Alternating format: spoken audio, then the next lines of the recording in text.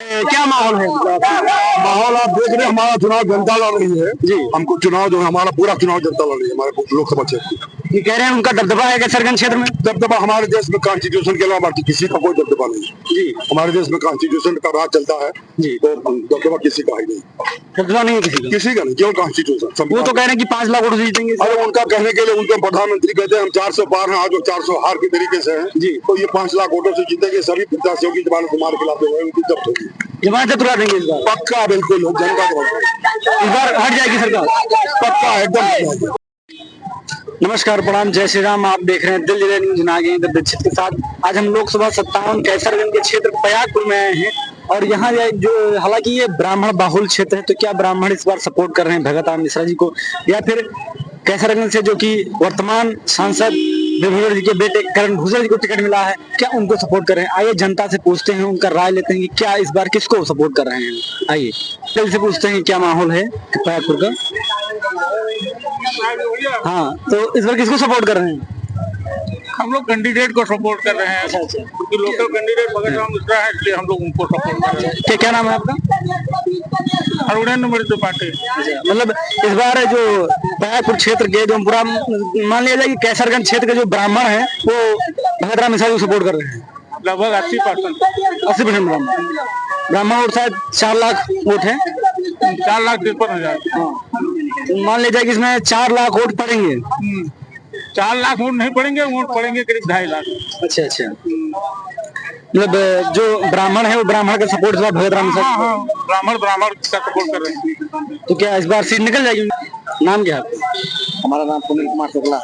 अच्छा। तो इस बार प्रयागपुर का क्या माहौल है? प्रयागपुर का माहौल तो ठीक है, हाँ, जैसा है वैसा रहेगा। मतलब सत्ता वही रहेगी या बदलेगी इस बार? सत्ता वही रहेगी भाई, सत्ता क्यों बदलेगी, जो जीता है वही रहेगा। अच्छा, इस बार फिर से बीजेपी को लाएंगे यहाँ पर?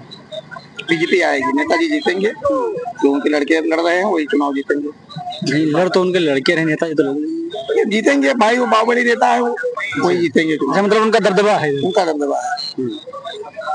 वैसे आप तो ब्राह्मण हैं और ब्राह्मण प्रत्याशी भगत राम मिश्रा जी लड़ रहे हैं, तो उनके बारे में क्या राय है? वो भी चुनाव लड़ रहे हैं, वो भी बराबर लड़ रहे हैं। मेरा नाम है नीरज तिवारी। तो माहौल क्या है इस बार? माहौल देखो भैया, कुछ कन्फर्म कहा नहीं जा सकता है। पहली चीज तो ये है कि अब सपा से भगत राम जी खड़े हैं जी, ठीक है, आपके क्षेत्रीय प्रत्याशी। हाँ, और बाकी सांसद जी नेताजी के तो नहीं है। तो अगर मेन माना जाए तो कुछ वोट जातिवाद पर जाएगा जी, ब्राह्मणों का। मतलब ब्राह्मण की तरफ जाएंगे। कुछ मान्यता, जैसे मान लीजिए पहले वाला बात नहीं है जी, ठीक है।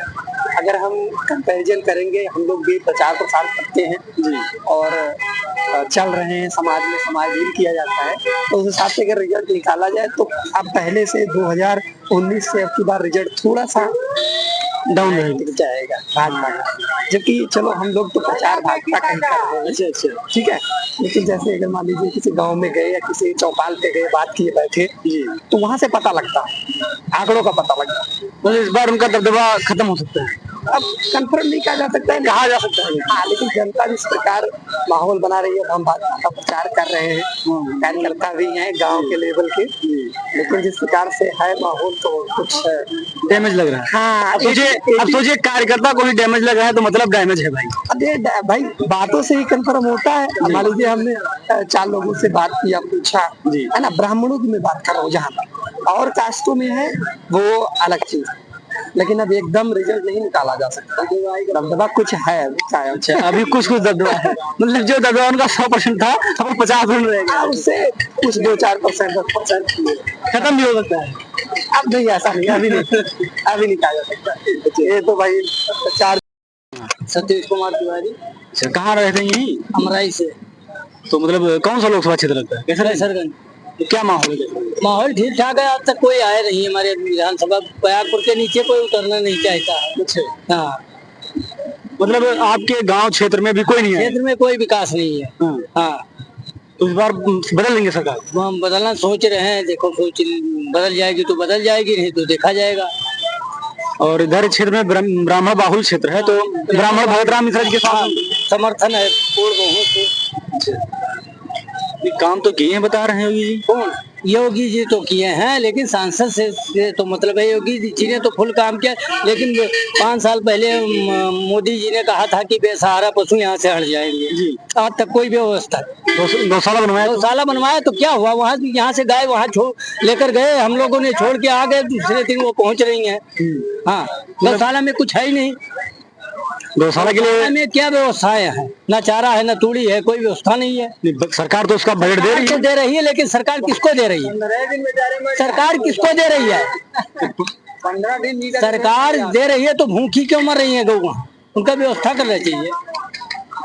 कोई 1 लाख तनख्वाह लेता है, कोई 1.5 लाख, कोई 60,000, कोई 30,000 रुपए तनख्वाह लेता है। इसके बाद सारे खा के बैठ जाते हैं। उनकी व्यवस्थाएं चाहिए ना चाहिए सरकार। हरे चारे की व्यवस्था होनी चाहिए, हरे चारे की, भूसा की व्यवस्था होनी चाहिए, हर चीज की।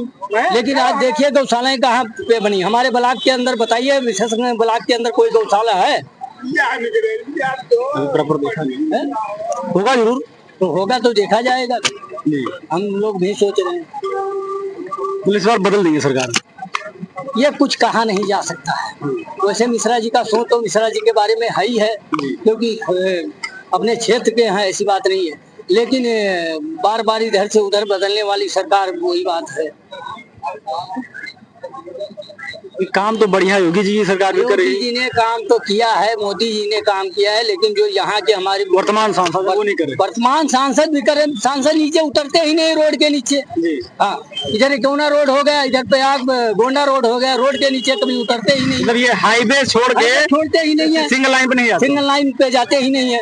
हाँ, हम लोगों ने खाद और दवाई लेते हैं दुकानों पे, 2 बार हम लोगों ने गेहूं के खरपतवार नाशक दवाई डाला, आज तक ये खर नहीं गया। हाँ, सही दवाई हम कहाँ चले जाएं? हाँ, कोई दवाई का वितरण हो ही नहीं रहा। किसान बहुत परेशान है। 24 घंटे की ड्यूटी हम लोग दे रहे हैं। हम लोग 24 घंटे की ड्यूटी खेतों में दे रहे हैं। कहाँ से हम लोग किसी तरह से जिंदा है? बस नहीं, सरकार में किसान का तो इस बार मतलब बता रहे हैं, किसान सम्मान निधि भी नहीं पा रहे हैं। सम्मान निधि तो हम पा रहे हैं जी, सम्मान निधि पा रहे हैं, सारी व्यवस्था है। कोई आज जो योगी जी ने जो व्यवस्था दिया किसी सरकार में नहीं आया जी। आज नहीं, 20 साल 40 साल तो कांग्रेस राज कर गई, 20 साल अखिलेश जी ने मुलायम सिंह ने राज किया, लेकिन करने के बाद ये कहीं बोर्ड लगाया हो तो उसके लिए बताया जाए। लेकिन जब कोई उतरता ही नहीं हमारे ब्लॉक के अंदर, तब उसके लिए क्या सोचा जाए? क्षेत्र में विकास कुछ नहीं है, बस क्या नाम है, सिर्फ नाम का विकास है। बाकी जो सरकार का योजना आ रहा है उसके लिए 1 महीना का गल्ला लोग लेते हैं, दूसरे महीने में कटते हैं, तीसरे महीने में आते हैं, चौथे महीने ये भरपाई। जो इंसान खेत में बैठा है 3 दिन दौड़ने के बाद में फिर राशन मिलता है, क्या कर सकते हैं? राशन तो भरपूर दे रही है सरकार। भरपूर तो दे रही है, लेकिन व्यवस्थाएं तो नहीं है जी। हाँ, एक आदमी अगर 300 की दिहाड़ी तोड़ करके 3 दिन राशन लेगा, 5 किलो क्या करेगा? इसके लिए तो बताया जाए। व्यवस्था करनी चाहिए। 300 की दिहाड़ी छोड़ करके 3 दिन के अंदर 5 किलो राशन वो पा रहा है, तो उसके लिए